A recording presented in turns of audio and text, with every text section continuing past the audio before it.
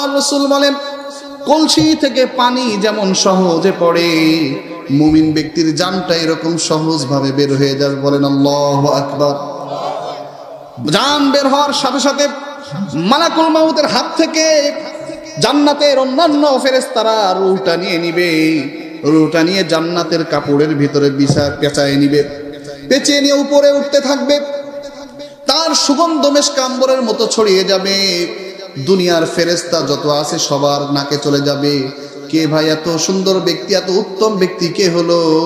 ওই ফেরেশতারা তখন দুনিয়ার সবচেয়ে সুন্দর নামটা বলবে, যেই নামে আপনাকে ডাকা হতো। সুন্দর নামটা বলবে, অমুকের ছেলে অমুকের লাশ এটা, অমুকের ছেলে অমুকের রূহ এটা।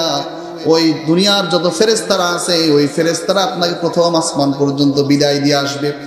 প্রথম আসমানে যাওয়ার পরে, প্রথম আসমানে যখন দরজা খোলার জন্য বলা হবে, প্রথম আসমানের ফেরেশতারা বলবে, কার রূহ নিয়ে এসেছো?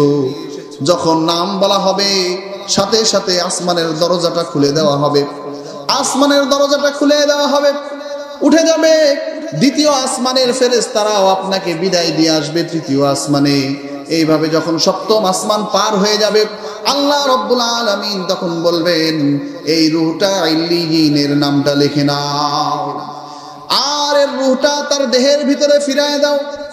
মুনকার নাকির আসবে আর প্রশ্ন করবে, মার রব্বুকা, তোমার রব কে? জোরে বলেন না কে? আমাদের রব কে? ওমা দীনুকা, তোমার দিন কি?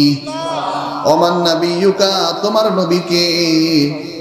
ওই মুমিন ব্যক্তির রূহ যখন দেহের মধ্যে আসবে, মুনকার নাকিরের সব প্রশ্নগুলোর যখন উত্তর দিবে, আল্লাহ রাব্বুল আলামিন গায়েব থেকে বলবেন, সাদাকানি আব্দি, আমার বান্দা সত্য বলেছে, যাও যাও ওর জন্য জান্নাতের সব বিছানা বিছায় দাও। বলেন সুবহানাল্লাহ। আর যখন খারাপ মানুষ মারা যাবে, জাহান্নামের থেকে একেবারে পচা বস্তার মতো একে দুর্গন্ধযুক্ত কাপড় নিয়ে আপনার জন্য অপেক্ষা করবে। মালাকুল মাউত মাথার কাছে এসে বলবে, উখরুজি আইয়াতুল খাবিসা, উখরুজি। এই রূহ, খারাপ রূহ, তুমি বের হয়ে আসো, ইলা গযাবিল্লাহ, আল্লাহর গজবের দিকে।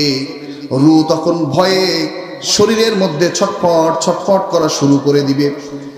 আস্তে আস্তে আজরাইল আলাইহিস সালাতু ওয়াস সালাম, মালাকুল মাউত যখন পায়ের দিক থেকে ধরবে, ধরতে ধরতে একদিক থেকে অবশ হবে, টানা হেচড়া করে ওই রূহটাকে বের করবে। হাদিসের মধ্যে আসছেন, ওই কাফের ব্যক্তি, ওই মুশরিক ব্যক্তি, ওই গুনাহগার ব্যক্তির জানটা কেমনে কবজ করা হবে? একটা লোহা যদি ভেজা পশমের ভিতরে চুবানো হয়, আর ভেজা পশম থেকে যখন লোহাটা তোলা হবে, ওই লোহার গায়ে যেমনি ভাবে ওই পশমগুলো লেগে থাকবে, উলগুলো লেগে থাকবে, ওইটা খুঁটে খুঁটে যেমনি ভাবে বের করা হয়, ওই রকম গুনাহগারের জানটা ওই রকম কষ্ট করে বের করা হবে। জানটা বের করার সাথে সাথে জাহান্নামের ফেরেশতারা পচা দুর্গন্ধযুক্ত ওই কাপড় দিয়ে পেঁচিয়ে দিবে। যখন উঠতে থাকবে, আর দুর্গন্ধটা পুরা দুনিয়ার ভিতরে ছড়িয়ে যেতে থাকবে। দুর্গন্ধ পুরা এলাকার ভিতরে ছড়িয়ে যাবে। ফেরেশতারা দুর্গন্ধে টিকতে পারবে না, জিজ্ঞেস করবে, এই লাশটা কার, এই রূহটা কার? ফেরেশতারা উত্তর দিবে, অমুকের বেটা অমুক। দুনিয়ার ভিতরে সবচেয়ে খারাপ নাম যে নামে আপনাকে ডাকা হতো, ওই নামটা ধরে ফেরেশতারা বলবে, এই রূহটা হলো অমুক খারাপ ব্যক্তি। আস্তে আস্তে আসমানে উঠতে উঠতে প্রথম আসমানে চলে গেলেন।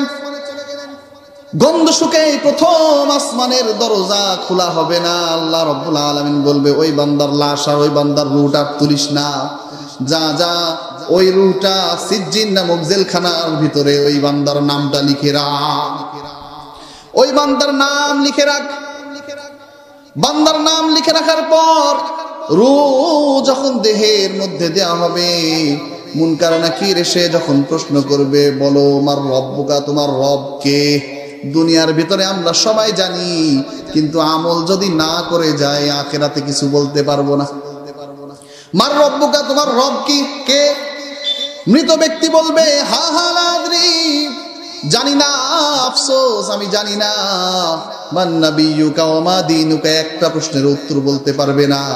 আল্লাহ রাব্বুল আলামিন বলবেন কাযাবানি আবদি, আমার বান্দা আমাকে মিথ্যা প্রতিপন্ন করছে, যাও যাও ওর জন্য জাহান্নামের সবকিছু রেডি করে দাও।